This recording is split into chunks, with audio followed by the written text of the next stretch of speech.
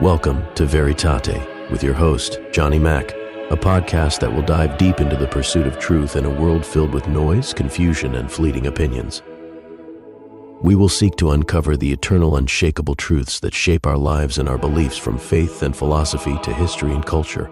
We'll explore the questions that matter, challenge the answers we've been given, and seek the wisdom that has stood the test of time. So join Johnny Mack in this journey to discover what's real, what's right, and what's true.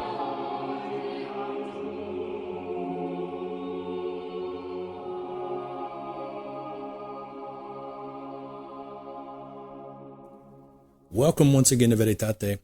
I'm your host, Johnny Mack, and today we are going just to go over some questions that we've received.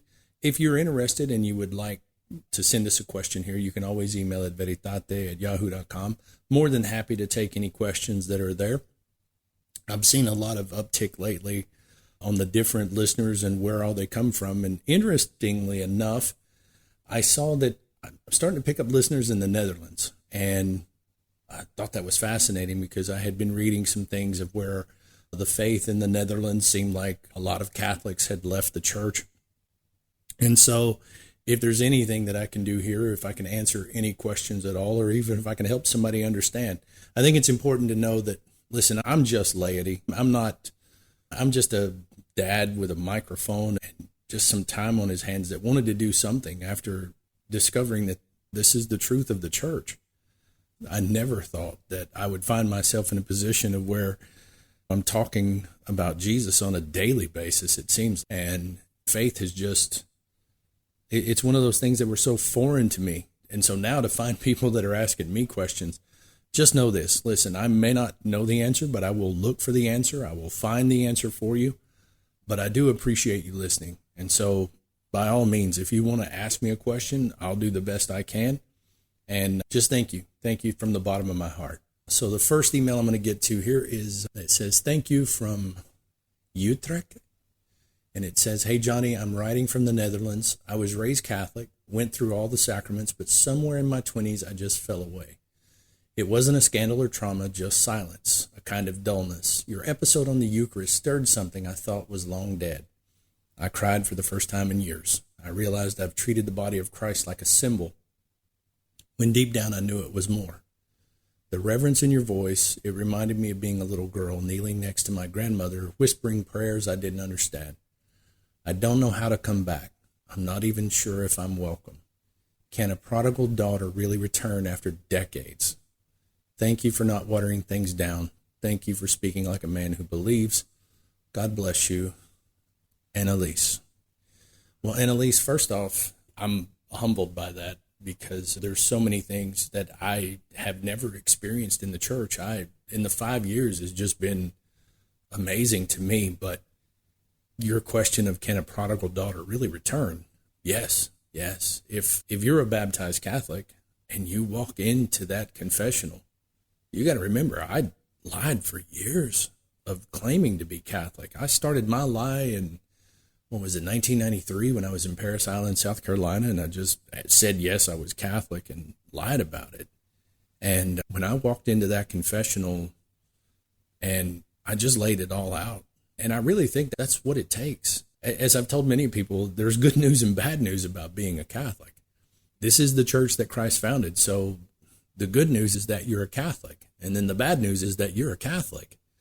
We don't escape not knowing the truth, because this is the church that he founded. Annalise, yes, absolutely. Can you return and be welcomed? Absolutely. Because what you're going to find is you're in the right place.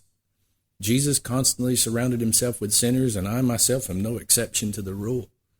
You know what? There's times I look around and think, I don't deserve to be here, but I go anyway. And I think it's important for you to realize that I don't go to Mass because it's something that I like. There's not something in me that, I've said this before, where when I was an atheist, my Sundays were open, they were free. But the thing that kept convicting me is that Jesus said that if you love me, you will keep my commandments.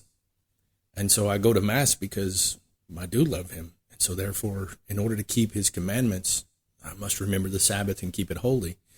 And the way I remember the Sabbath is that I go and I do what he said. in chapter 6, and that is, I eat his body, just as he told me to do in chapter 6, just as he told you to do. Absolutely can a prodigal daughter return home. And I will tell you that all of heaven rejoices when one prodigal daughter or son comes home. So absolutely, Annalise, and I wish you the best. And again, if I can help in any way, I don't know how I would do so from here, but I will definitely pray for you. All right, so let's look. Next question. Confession isn't cheap, and neither is truth. So, Johnny, I'm Baptist, and I'll be honest, I almost turned off your podcast when you started talking about confession. But then you said mercy isn't cheap. And that really hit hard because we don't talk about sin like that anymore. Not in my church, at least. We talk about grace, love, and community, but not justice. Not the kind of self-examination that leaves a man trembling. I don't know if I believe in priest, but I do believe in truth, and you've got it.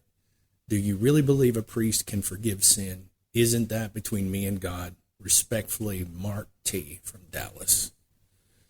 Well, Mark, yeah, it's a hard one to really, I understand. Again, I grew up around the Baptist, so I understand the whole it's between God and I. If that were the case, I always point to a couple of things that I read in the Bible, and that was, number one, the importance of a priest. And the importance of a priest being found, of course, when the 10 lepers were on the road and they meet Jesus and Jesus heals them.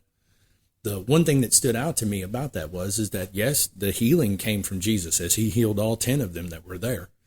But I want you to notice that what he tells them to do is he says, go and show yourself to the priest. And of course, they turn and they go away, and only one comes back to thank him. But let's not look past the fact that the priest had a role to play. So yes, ultimately, it is Jesus who forgives your sin, but he does it through his priests. Because the question I always had for many of the Protestants were, how do you know that you have been forgiven? That's a question that I think you have to confront, because it's real easy. I know myself that if I'm doing and looking at myself, I'm really quick to let myself off the hook. Oh, I didn't really mean to do that. Notice how we always judge other people based on their actions, but we judge ourselves based off of our intentions. And so I'm looking at my own actions sometimes, and I thought, if I didn't have a priest to be able to go and lay this out to, that if I were just left to my own devices and say, God forgives everything, I'm good to go, I'm written in the book of life, I'm saved, I think we're missing the point. The point is that we need Jesus every day of our lives, not just the one and done, because the whole, I believe in Jesus, so I'm good. Well, okay, Judas knew who Jesus was. And for that matter, the Sanhedrin knew who Jesus was. So I don't think knowing in him is enough, not at least according to what is read, because like he says, if you love me, you will keep my commandments, right? And so his commandments being the foundation of it. But the importance that he stressed in John chapter 6 about the eating of his flesh and drinking of his blood, I think that's where you'll find that it all starts to tie together. Now, ultimately, again, it is between you and God, but also understand that if God ordained to have a church, that I will now call you Peter, and upon this rock I will build my church, and the gates of hell will not prevail against it, then to think something other than that is to think that maybe he lied, and Jesus is incapable of lying. So I would definitely, Mark, recommend that you look into it a little bit more to find out, where did we get all of the things that we have? Where did the Bible come from? I did an episode that covered that. But by all means, Mark, thank you for listening anyway, brother. I really do. I appreciate it. Okay, next question I've got here. It says, you woke me up. Brother, I'm a Marine veteran like you, infantry, Iraq, 2004. Outstanding. We were there at the same time, brother. I've been drifting for years, drinking too much, isolating myself, going through the motions of faith without conviction. My wife dragged me to mass now and then, but I barely listened. And then I came across Veritate. Your episode on not serving two masters punched me right in the gut, because you didn't sugarcoat it. You didn't talk like a celebrity preacher. You talked like someone who stood in the same trenches, spiritually and literally. And I don't know what healing looks like for me, but I know now that I've been trying to serve both God and my demons, and that don't work. Semper Fi, Chris D. Chris, brother, roger that. I know that feeling. I know the feeling because, listen, there was a part of me that, I don't know, in circles, I sometimes refer to myself as Sergeant Mac. And I consider Sergeant Mac to be this other version of me, right? It's the old version of me, of where Sergeant Mac gets angry. And Sergeant Mac still sees things the way he always saw things to a certain degree. However, in those same trenches, my brother, I've seen many of us that once we went to go see what was happening in Iraq and Afghanistan, and we come home, even to my brothers that were in Vietnam and the wars before us, I think the one thing that unites us together is that we become very much aware of how real evil is in this world. And I think the only part for me was the little glint that I saw when something snapped and I said, if evil like that can exist, then what are the chances that good could exist too? And that's what really started it for me.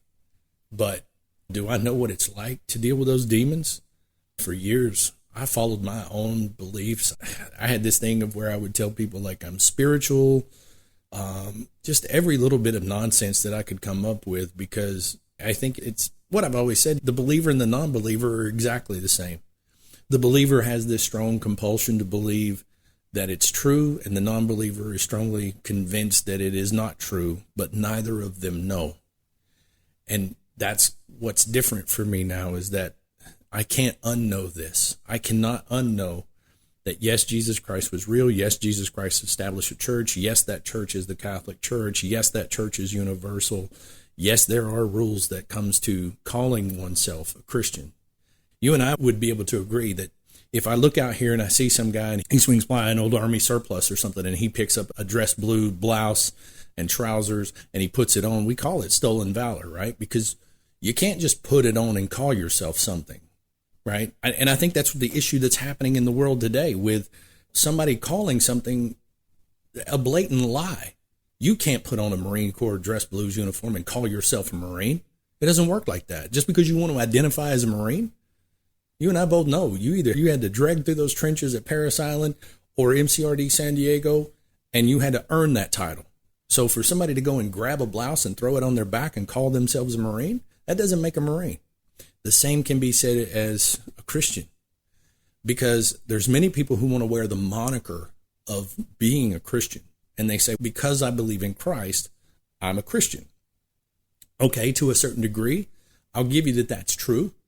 That if you believe that Jesus Christ is the Son of God, that's true. But you have to go deeper with that. You have to go deeper. And if you don't go deeper with it, and you just stay right there on the surface of where I have a personal relationship with Jesus and everything I do he approves of because Jesus is love, then love is love. No.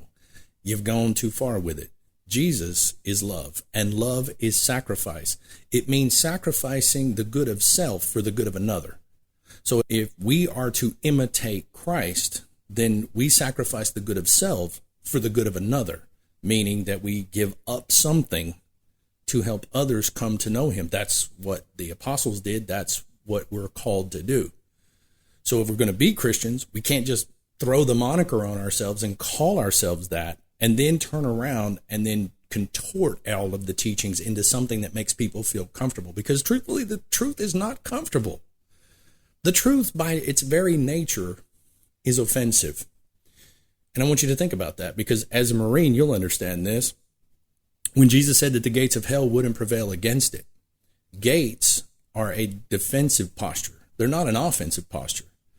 So when he said the gates of hell wouldn't prevail against the church, it is us that are supposed to be attacking hell. It is not that we are to sit back, rest on our laurels, turn the other cheek, let people just run all over us. That's not the gospel, okay? The gospel is that if you love Jesus, you will keep his commandments. That means you do not deny him under any circumstance. I want you to notice the whole turn the other cheek thing was about, if you would have been proclaiming Jesus to be the Messiah, what they would have done at that time is they would have taken you in front of the temple, and the high priest would have smacked you in the mouth for blasphemy, okay? And what he was telling them to do is that if they stand you up and they do this action, then you turn the other cheek. In other words, don't deny me. If he smacks you in the mouth for my sake, give him the other cheek as well. do not deny me. It was about being strong in the faith.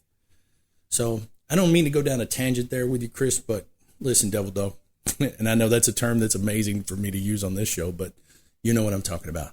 So if you want to fight the battle, you got to know who the commander is. And once you know who the commander is, he doesn't mince words. The truth is offensive in nature. We are supposed to be attacking those gates. And I think what that'll do for you, Chris, is it's going to give you a purpose and it's going to give you a mission. And once you get that, you know how we are, devil dog. We do not back down from a mission once it's been given. So, best of luck. And semper fidelis, that's Latin too, by the way, always faithful. All right, let's move to the next question. So, let's see, Jenny in Akron, Ohio. Johnny, I was driving to work and had to pull over during your episode. You spoke on addiction. I've been 8 months sober, but I've never once called it what it was, idolatry. I had replaced God with a bottle. That's the hard truth that no one ever told me, and yet you did, and it wrecked me in a good way. My sponsor talks about higher powers, but I know now it's Jesus. Not a feeling, not a philosophy, a man who died for me. Thank you for reminding me of that. Please keep doing this. We need it. Miss Jenny, absolutely. Yeah, we do need that. We have to be reminded of that because anything that makes us uncomfortable, like I said, the truth is offensive in nature. And the way you know that you don't have the truth is that when you first hear it, you will retract when you hear it. But, man, best of luck with that battle because I've watched many a good man, good woman who fell to that vice. And it's called a vice because of the amount of pressure that it puts on you, that you're looking for an escape. And I can promise you there is a way out. There is absolutely a way out. But you have to trust, and you have to put all of your trust in Jesus. Not a piece of it, not a part of it, not saying I'm going to give you part of it and I'm going to hold this part back. Absolutely not. If you want to move forward, you give up everything for him. And I promise you in return what you'll receive is far more beautiful. I'm not going to say it's going to be easy because that would be a lie. It's not easy. It is not easy at all to extract yourself out of what you got into. But through God, through him, with him, and in him, only there will you find that peace. And I wish that peace for you, Jenny. So thank you. Once again, thank you for listening. All right, let's move to the next question here. Trevor from Memphis. He says, your podcast has got me rethinking everything. I grew up Pentecostal, gifts of the spirits, tongues, prophecy. We were loud, passionate, and on fire, but as I got older, the emotions wore off and I started craving something deeper, something that was rooted. And you talk about the Mass and the Eucharist like it's the source of everything, and that stirs something in me. My church said that it was just a ritual, but the more I listen to you, the more I wonder if maybe it's not dead tradition, but living truth. Can that really be true? Isn't faith enough in Christ? Trevor, wow, okay. So, yes, it is the source of everything, and any Catholic that knows his teachings, it is the source and summit of everything. In fact, the Eucharist is all that is important. It is the end goal for all of us, that to be able to live our lives to where at the very end of our life, that if we have stayed true and we have eaten his flesh as he told us to do, and to have life the way he has called us to, it is the source and summit of everything. So, no, it's not a dead tradition. And in fact, it is let's call it a living tradition, right? Let's call it a living tradition. These are my words, not anything from the church, but the tradition itself is alive. There is no break. From the time that Jesus offered his body and blood in the Last Supper to those apostles went forward and then they offered it to the people that listened to them. Then they commissioned other bishops. Then those bishops went forward and then they gave the body and blood of Christ to people. And then they commissioned new bishops and those bishops moved forward. And we have what is called apostolic succession that traces its lineage all the way back to that Last Supper. Isn't faith enough? Well, that depends on what you have faith in, Trevor. Faith in the fact that this is as it was handed down, then that is where I find faith. You'll find that I would tell you my faith is not, it's not super deep, okay? Because once you have accepted the truth, I'll take everything that I know of Jesus up to this point, and it's based on fact, okay? Faith is very small. My faith is very small. Fact is that Jesus did exist. The shroud and the sudarium bear witness to that. And so once I have the tangible evidence and now the story that is mixed with it, the only real question of faith is do I believe what he has promised? There's where the faith is. Not in who he was, because that's, to me, that's indisputable. He did exist. He was a real man. And then the history of him is also indisputable, because you have, not only do you have the Bible, but you have 28 other writers outside the Bible that can confirm his existence. So the reality of Christ is that that's really not up for debate anymore as far as the evidence in the history. But faith in and of itself and just what he has promised. So I want you to go back and read John chapter 6, because there is the crux of where the Eucharist comes from. And he was willing to stake everything on that. So that is the faith that I have, that he did not lie to us. Trevor, best of luck with you on that one. And listen, you don't have to throw the baby out with the bathwater either. You can take everything that you've learned and you can move forward with that. And who knows, maybe you become a Catholic that can help other Pentecostals find their way home too. So maybe that's a path for you, Trevor. But anyway, thank you for listening. All right, next email. Derek from the Bronx, New York. All right.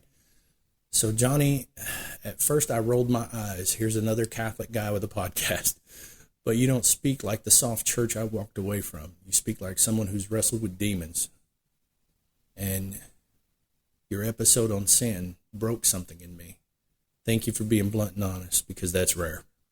Derek, I appreciate that, because you and I would probably find a lot to agree on. That there's a term that you'll hear sometimes, I lovingly get referred to sometimes as a rad trad, which is a radical traditionalist. And I find that amazing for a guy who only has about 5 years worth of experience under his belt. Because I used to go to the newer form of the Mass, and one of the terms that it gets used a lot is the Church of Nice, of where, man, it's just, listen, I'm not here to throw shade at that. But yeah, Derek, listen, there's a lot of hard things that I've had to come to deal with about who I was and what it was I was looking for. And we do not go to the traditional Latin Mass because it's what we prefer. Father Ripperger got on to us about that. He said, if you go to Latin Mass because that's the Mass you prefer, he said, you're no better than the modernist. We don't go to traditional Latin Mass because it is what we prefer. We go to it because it is what God prefers. And then how would you clarify that statement? You clarify it through looking at the unchanged, unchangeable truth of the church. So anyway, Derek, I got you, buddy. So anyway, let's go to the next question here. Let's see. Okay, Veritate in Nairobi. Paul M. Dear Johnny, I am listening from Nairobi, Kenya. I was baptized Catholic, but have not been to Mass in many years. Your episode about Longinus and the blood and water brought me to tears. It's like I remembered who I was. May God continue to use you. With respect. Paul, again, thank you for listening. And yes, Longinus is one of those that I think about him a lot, actually, because of the Spear of Destiny. And I said I'd mentioned it once before, that if you ever look to find the Spear of Destiny, who was seeking after it. But Longinus was just doing his job. Right? He was just a regular old Roman soldier, probably got put on duty that day for crucifixion, and he just happened to be the one that pierced our Lord with the lance. And I see a lot of myself in Longinus, where I was just doing my job, man. Just doing the job as I thought it was supposed to be, and made lots of decisions throughout my life that had no bearing on truth. It was just how I felt. And to see now the things that never thought I would ever receive an email from anyone in Nairobi before. It's amazing the things that we can find out about our faith and how unifying it is. That's the whole point, Paul. The whole point of it is that we are universal. Where else would I find a place of where someone is listening about the Catholic faith in Nairobi from a guy who's in Arizona? It's amazing to me. But Paul, I appreciate you for listening. Thank you. Okay, Mr. Mac. a Lutheran pastor. I serve a small Lutheran parish in northern Minnesota. I came across your podcast out of curiosity. Your tone is bold, even brash, but it's deeply rooted in conviction. I don't agree with all of it, but I admire the clarity. Would you consider an episode addressing how tradition interacts with sola scriptura?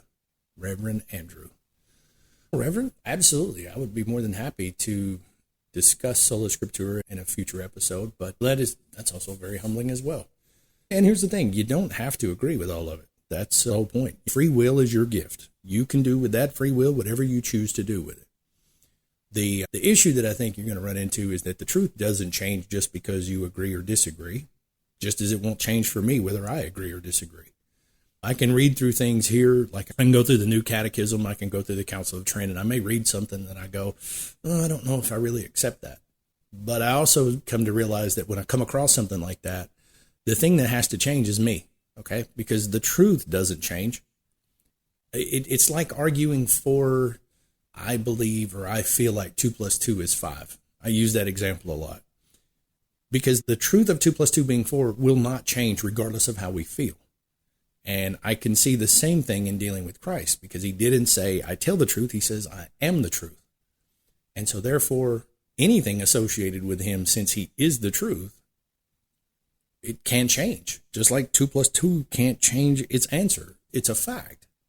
So the problem with sola scriptura is just that, is that how am I going to elevate the scripture that came from the Catholic Church above the church that it came from? I don't know if that really makes sense, but that's where I'm at with it. That's where, again, not because of anything that I've ever said. When you start out looking at where did we get the Bible from, I think we have to confront the fact that we've got 327 years of people who were willing to step up and die for the faith before St. Jerome ever put the first pen to a piece of paper to give us what we call the Bible. So if we said it's sola scriptura, then we have to account for this 327 years of where people were willing to be fed to the lions and face Roman persecution, and they didn't even have a book to read. There was something that was compelling them to hold on to their faith and hold on to their tradition. So if it wasn't for the Mass, if it wasn't for the offering of the body and the blood of Christ, what would have been the source of their faith? I think that's the question that we have to come to. Reverend, please keep listening.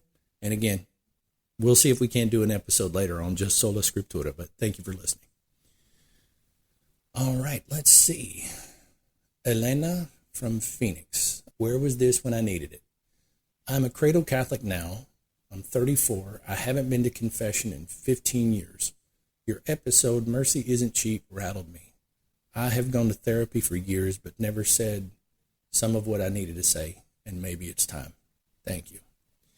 Elena, yes, it is time.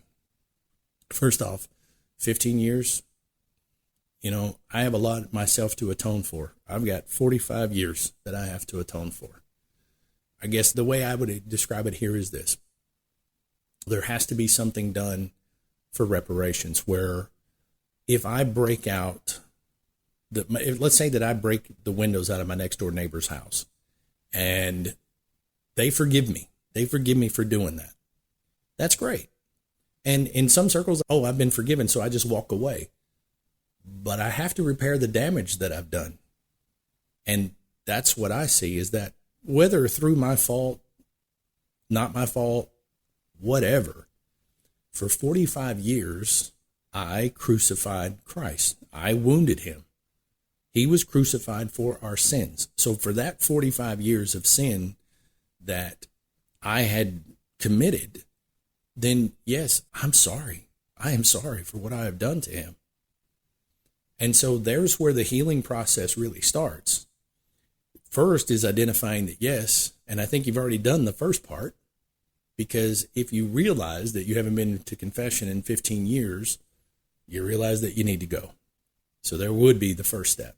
The second step is once you amend that, once you've gone to confession and you have cleaned the slate, you take everything you've got and you give it to the priest and you do the penance. then you start to atone for the things that you have done. So Elena, there's where healing will be found. And that's why mercy isn't cheap. We have to be about the business of repairing the damage that we have caused. That is one of the reasons that I do this show. It's part of the atonement piece, to be able to heal. If my words could hurt others and send them away from the church, then perhaps today my words could draw more people to the church. I am trying to heal the damage that I have caused. Miss Elena, please take yourself to confession. It is time for you to go. And then once you do, welcome home. All right. Let's go to the next email here. We got, "You're preaching truth, but it's hard. 23, raised in the church. I'm still trying to figure out if God is real or just a tradition I inherited. And your podcast has hit me in a way I didn't expect, especially the part about people serving their opinion instead of God. That's me, but I'm scared to change. Liam." Liam, yeah. We hate change. There's 3 types of change we hate. We hate change in our personal lives. We hate change in our professional lives. We don't even like change in our pockets. But there is one thing that is absolutely the truth, and that is change is inevitable. So if you inherited the tradition, I look at myself. I can only use myself here, Liam. So I didn't inherit this. This is just from years of failure.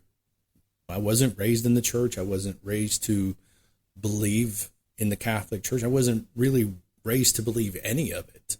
And so what I inherited was non-belief. I inherited atheism. And so, yeah, it's starting to recognize that the opinion that someone holds is their God. And when they hold that opinion, they don't recognize that they have made their opinion God. Because if it was that simple, then most people would just say, well, then it's time for me to change my opinion. None of the stuff that you hear me talking about here is my opinion. Okay? It's either what the church teaches or what it doesn't teach. And so there's no middle of the road there. There's been many things, many times over this previous 5 years of where I came across something and I had a personal opinion about it. And when I read that, oh, maybe I'm wrong on this. At first, I wanted to hold my opinion as being true because that's what I've always believed. But then if I went a little deeper with it, then I started to have to let go of that opinion because I cannot serve God and serve my opinion at the same time, because Satan would seek to then control that opinion. That's what he meant by you cannot serve 2 masters, right? Either I'm going to serve the truth or I'm going to serve the lie. You cannot halfway serve the truth. Okay. Think about it. Would you want to be in relationship with somebody who you can trust them 90% of the time, or you can trust them 99% of the time, right? We would, in our opinion, it would be better if it was 99%, but wouldn't we want somebody that we could trust 100%? Well, 100%, that's what we would want. We wouldn't want anybody who gave us 50% or 40%. But yet we will turn to God. We'll say, God, I believe in you. But then we hold back these things that we want to hold on to. And we don't want to let that go because I can't do both. I can't serve God and this opinion that God has either said, no, you can't do this. You know, let's use alcoholism as a prime example. Why can I not be a follower of Christ and equally just get drunk all the time? Now, notice I didn't say that you can't have a drink, because there's nothing that condemns having a drink, okay? We got to get really clear about that. But let's suppose that I choose to get drunk every single day, but I also love God. God can't help me in this equation, and the reason he can't is because I have given up the use of my free will to serve the drink. So once I start to diminish this faculty that I've been given of my own free will, once I start to pour this alcohol in to where now I don't have use of my free will anymore. There's a reason why it's called spirits, right? If you ever look at some of the liquor stores that you see, you'll see it says beer, wine, and spirits. How did that word get interjected into this, right? So I'm giving up the faculties that I have in order for me to be able to fill in the blank. have a good time, to loosen up, to go party a little bit. What I am doing in that moment does not serve God, because I have given up my faculties of free will. Now, I'm just going to serve myself. I want to go and enjoy this drink. I want to go have a good time. I'm going to go party, and I'm not worried about Jesus right now. I'll worry about him when I sober up. Notice that's what I'm doing right there, is I am serving what I desire first, and then God second. He won't be second. He will be gone. So we cannot serve two masters. And that's just one example, but there's plenty of those when it comes to an opinion. So anyway, Liam, thank you for listening. I'm hoping that helps you in some way. Okay, one more question here. Okay, let's take this question here. What you said about the devil's sacraments, Johnny. This is from Jessica in Orlando, Florida. She says, Johnny, I've never heard anyone speak that bluntly about modern sins. I've got 3 kids, and I'm terrified of what the world is doing to them. That analogy about rat poison, chilling and dead on. Thank you for saying what needs to be said. Well, Jessica, yes, that is not my own either. I want to give credit to Father James Altman. He did a homily in regards to rat poison, and it stuck with me. It was one of those profound moments of where he said something, and I could remember that as a kid of walking in the grocery store and seeing that box of rat poison. And I thought, wow, why would any rat want to eat that? And after hearing his homily, the next time I went through the store and I picked up a box of rat poison, and I looked to see all of the ingredients, and I was like, wow, most of the stuff that's in here, absolutely, a rat would want that. But, Miss Jessica, I do understand, because I'm raising kids in the world today. I've got 3 kids myself. 2 of them are, right now, they're 20, going to be 21 this year, and I've got a son who's 14 this year. And, yeah, I'm terrified for them as well, because it seems the world pulls them in every different direction, offers them every single untruth. I feel bad for them a lot, because they went from having a dad who didn't do anything like that. I didn't have any faith before. So I would find myself on a Sunday just going out to the river and taking a float down the river, and I didn't teach them anything of God. And the way that I saw it is that I had done 2 of the 3 things that we owe our children as parents. And the first thing is to feed them physically, right? You work your job, make your money, buy groceries, put food on the table. Step 1, check. Step 2 is to feed them mentally. And I'd like to think that I fed them mentally. I'd like to think that I've helped them to at least challenge the world and thoughts, to be able to think your way through it, to use some critical thinking, some reasoning. But it was the third one that I failed at, okay? The third one of spiritually feeding them. And so for my daughters at 20 years old, 14 years, man, that's how long they was. They were 14 when I finally came to the truth of who Jesus Christ was, and then realized that, oh no, I failed them. I did not feed them. And so I rushed out as fast as I could to become a catechist, and I just jumped in. And for my son now, he's only 14. So when you go back to 5 years of his life, since he was like 8 or 9, I was his catechist. I was his first catechist. So I took a more proactive approach of realizing that I had made this mistake, that I had denied my kids one of the 3 things we owe them. And so in return, I get a world now that sends them tons of confusion of, oh, a boy can be a girl can be a boy, all of this. There's just so much stuff that's coming at our kids right now. And I was even thinking the other day of, why is it that it seems like that's the one thing that they want the most? This whole transgenders reading books to children. I don't care if transgenders want to read books. That's fine. Go read books. But why do you choose to go and read it to children, right? It's that a group of people who decided that they didn't want to have children decided that they wanted to go and read books to children. That doesn't make no sense to me. So anyway, Jessica, we are in a spiritual battle every single day when it comes to raising our kids. And this is the only thing I feel that's given me the tools with which to try to fight the battle. But you also have to remember, they're not your kids. They're his kids. And so it helped me to change my perspective a little bit, of realizing that I have merely been charged with the caretaking of them, but it makes it easier to realize that they're his kids. And I have been given the vocation of being their father. So he will give me the tools that I need to be a good father, and he will also be a good father to them as well. So find some hope in that, Miss Jessica, because that's where I'm putting all of my trust, in every word of what he has said in the gospel. So that's the best we can do, Miss Jessica, but thank you for listening.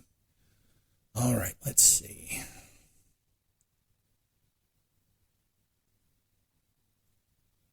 We got Adrian from Canada. He says, brother, I listen on my commute to Toronto. You're not smooth like the big names, but real. And that means more. Your episodes have pushed me to re-examine everything. So please keep speaking the truth, even if it costs you, because we're listening. Adrian. Adrian, thank you for listening. And wow, I realize I'm not smooth like the big names. I'm just some country boy out of the hills of Tennessee. But once you come to realize that he is the truth, and this is the truth, then we don't really have any other choice in the matter. We either accept the truth or we reject the truth. If you accept the truth, then you have to go even deeper. And that is, what is the truth telling me to do?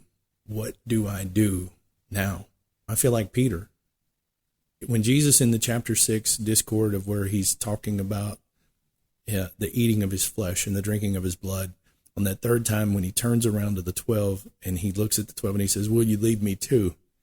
I feel like Peter, because Peter's looking at him and he says, to whom shall I go? You have the words of eternal life. I don't get it.